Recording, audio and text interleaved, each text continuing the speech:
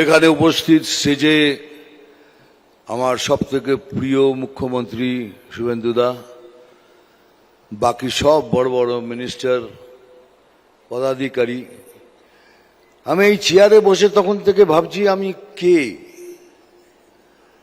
যতগুলো নাম নেওয়া আছে, কেউ মন্ত্রী, কেউ প্রতিমন্ত্রী, কেউ মন্ত্রী, কেউ প্রতিমন্ত্রী।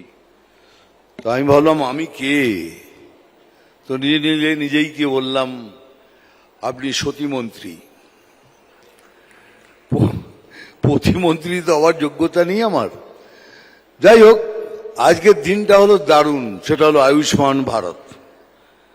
আপনারা যারা আছেন জানেন যে আমি সমস্ত যত সভা অ্যাটেন্ড করেছি, যতগুলো, সেখানে চিৎকার করে বলেছি কি আয়ুষ্মান ভারতের কার্ড তৈরি করুন।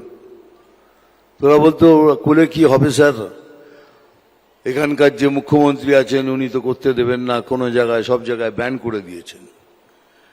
তা কি আছে, আমাদের মিলিটারি হসপিটাল আছে, রেলওয়ে হসপিটাল আছে, সেখানে যান।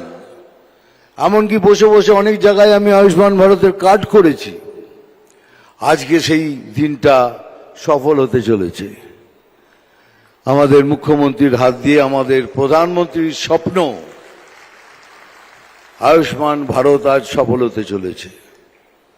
আমার এসব কথা তো আপনাদের ভালো লাগবে না, তাই না?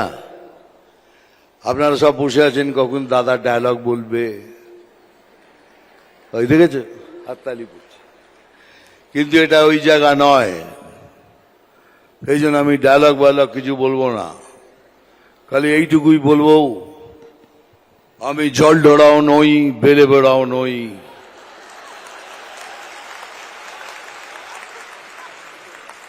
আজকে জোরে বলবো, আমি জল ঢোড়াও নই, বেড়ে বেড়াও নই, আমি জাত গোখরো, 100 বলে ছবি। Thank you very much.